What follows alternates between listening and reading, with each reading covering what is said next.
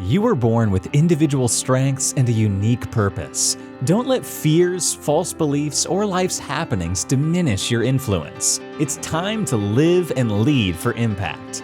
Host Kirsten Ross, expert of transformation, will help you defeat the drama and overcome the trauma that can stop you in your tracks. You'll gain focus, find confidence, and take bold action.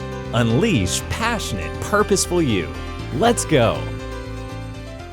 This is episode number 112. Welcome to the Live and Lead for Impact podcast. I'm Kirsten Ross, your host. Thank you so much for joining me today. I'm going to be talking about forgiveness. And today I'd like to share some simple steps to follow on your journey of letting go. As I've often said, drama zaps energy and steals focus. Holding grudges or living with unresolved frustrations towards others can definitely zap your energy. And you need to harness your focus of energy and time with intention to make your unique impact.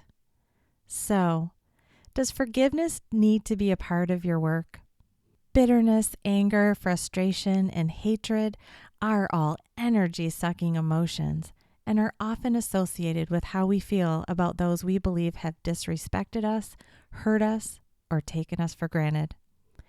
I've definitely had to walk some rough roads of forgiveness. Perhaps I made it harder than it needed to be, but I definitely felt those negative feelings and more about the man who abused me. I was angry. I had a vision of what my life would be, and he took it from me because he was unwilling to own his behavior or change anything. I'm sure you've heard the old saying, holding resentment is like drinking poison and expecting the offender to become ill. Yes, those resentments will continue to impact you and have an effect on your current and future relationships. And you might be holding on to all that stuff while the person you're angry or frustrated with has no idea. Heck, they might even be skipping along joyful, enjoying a wonderful life. So an important part of my healing process was the intentional act of forgiveness. I needed to forgive him for what he did to me. Forgiveness does not mean that what he did is okay. It does mean letting go, ending the bitterness, and reducing the anger. It definitely didn't happen overnight for me. As a matter of fact, it didn't even enter my mind for a very long time. To be perfectly honest, for the first few years after the relationship ended, I collected his struggles and failures like little affirmations. Yep, I made the right choice. Or, guess that's what happens when you're such a horrendous person. I wanted validation. The abuse always happened behind closed doors.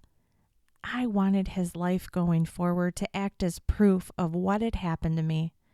And I loved taking note and sharing his continued indiscretions with friends. Look what I've had to put up with. A nice secondary effect of my continued anger towards him was that it provided me a layer of protection for my heart. Stopping to think about him as a broken human being who was not capable of doing better was too close to empathy. And empathy for me lived very close to love, and I did not want to feel any feelings that even remotely resembled love for him. That chapter was closed, and I needed to protect myself. The truth was, I really didn't have anything to worry about. I had successfully removed myself emotionally from him over the course of those years of healing, but I continued to find comfort in the idea of that extra layer. So the act of forgiveness was very difficult. As is always the case, however, forgiveness is a gift I've given to myself. It took a lot of energy to hold on to the negative stories, took up time to retell them, and empathy is okay. It has softened my heart, and I have compassion. He is a broken man, but the truth is, we're all broken in some way. Forgiving continues as a daily choice, an ongoing challenge with new experiences to add often, but I'm getting better. So, does part of your preparation need to include forgiveness? Are you wasting energy to hold on to resentments, frustrations, disappointments, or anger towards anyone? Maybe it's yourself you need to forgive. The same concepts apply. Whatever you did that led to the demise of relationships or choices that led you to a life moving down an unintended path, it was you and your brokenness leading the way. Question is, what have you learned from those consequences? What will you do differently going forward? And will you forgive?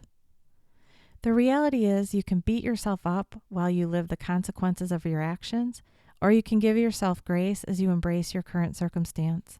From a place of grace, you have more energy to devote to creating a better life and making your unique impact. So, we all know we need to forgive, but how do you actually do it? Here are some steps to follow. The steps are simple, but the process can be very challenging. Start today so you can be on your way. So the first step, accept that it happened.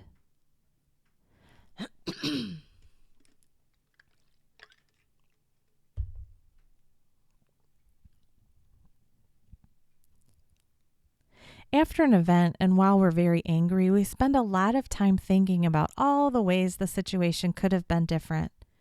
Why didn't he do that? This should have happened instead. If that was going to happen, he should have done this. It takes a lot of mental energy to think of all the alternatives, outcomes that would have been better, the paths he or she could have followed, but didn't. With each new preferred scenario, the anger increases. It is part of the grieving process, but at some point you have to embrace what happened. Those other things could have happened, but they didn't. She could have made a different decision, but she didn't. It is what it is. Considering the alternatives does you no good because you can't rewrite history. Accept what is so. Avoid wasting energy on wishing it were different. Harness that energy and move forward from there. Number 2, hear the other side. There are always two sides to a story and, at times, wildly different perspectives. It can be challenging, but if given the opportunity, truly listen. Try not to interrupt. Make an attempt to see the situation from another's point of view. You don't need to take on blame if they try to inaccurately reassign it, but do listen for nuggets of wisdom or a new perspective that makes sense. Sometimes hearing can increase understanding. Is there a way to find common ground or work through the challenge together? Can shifting your perspective heal the hurt a bit? Is there validity to any part of what they share? 3, be appreciative. Can you be thankful that you found out when you did? What did you learn? How will you do things differently in the future? Did you gain a new friend or strengthen a relationship? Does the action validate a decision you made in the past? You can find something positive in every circumstance. Place your focus there. It will help. 4, see the good. Can you still see the value in the person? Try to separate the good they bring from the bad thing they did. Weighing the pros and cons will also help you determine whether you'll leave them in your life or release them. 5, find empathy. Chances are high that the person who created the hurt is a hurt person. How does their brokenness negatively impact their life? Being empathetic doesn't excuse the bad behavior, it just provides a reason. Empathy can help you find a softer place to put this experience. 6, express your feelings. It can be difficult to share our hurts with the offender. If you're able and they are willing, it's a great exercise in healing. Do consider how they might respond and set your expectations accordingly, though. If they have difficulty admitting fault, don't set an expectation of hearing an "I'm sorry." You'll just feel disappointed. Instead, create a goal of being heard. If you worry that they may be combative, have another person there as mediator or choose to write a letter instead. The act of writing your thoughts is helpful whether you ever send it to them or not. 7, give yourself grace. Maybe someone cheated you in some way and you've been beating yourself up for trusting. The reality is that in relationships, there are vulnerabilities. You have to let your guard down to let someone in. He or she chose the behavior, not you. Maybe someone stole from you or took advantage of you. You might feel like you should have figured it out earlier. None of us can know all immediately, and you had the insight to figure it out when you did. So you didn't realize it as soon as you would have liked, tolerated behavior longer than you should, overlooked red flags that should have signaled the transgression. That doesn't make the infraction your fault. When people harm you, take advantage of you, lie, cheat, or steal, the bad choices are theirs to own. Beating yourself up about not anticipating the wrong does you no good. Part of forgiveness, whether you've played a part or not, will always include an element of forgiving yourself for any blame you assign yourself. Getting over the hurt and moving on must include placing blame where it belongs and giving yourself grace. Now, it is definitely helpful to determine whether there are lessons to be learned for you from the experience. And the answer is probably. Take those with appreciation and let go of the rest. 8, design the relationship moving forward. Depending on the offense and circumstance, this person may or may not be out of your life. If you intend to maintain the relationship or must, get clear about any new parameters, rules, or boundaries. Forgiveness doesn't require that you continue with status quo. Healthy boundaries created and kept keep us safe. Determine what you need to feel safe and whole in the relationship. It might mean the person is out of your life altogether or that you limit time with them. Maybe you'll ask for space for a period or avoid direct communication. Perhaps you need additional access to rebuild trust. You get to have a voice in the design of the relationship moving forward and should not feel guilty for any change you request that benefits you.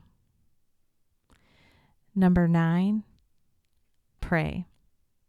So if it's not your thing, that's totally fine. However, if you're a praying person or just want to give it a try, praying for God's help might just work. Pray to have Him help you change your heart and see the situation through His eyes. Pray to have discernment and wisdom. Pray for God to guide you through next steps. Pray to express sorrow to Him for your unforgiveness. Pray to have your offender gain wisdom, insight, and healing.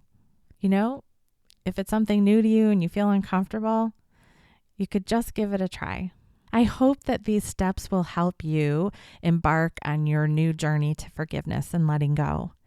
I've shared quite a bit today, so if you want to go grab those show notes, I'm sure it'll be helpful. Head over to defeatthedrama.com, click on the podcast tab, and then find the show notes for today's episode. And why don't you connect with me while you're there? I've made it super simple to send me a message. You can either talk or type, and send me a current challenge that you're working through.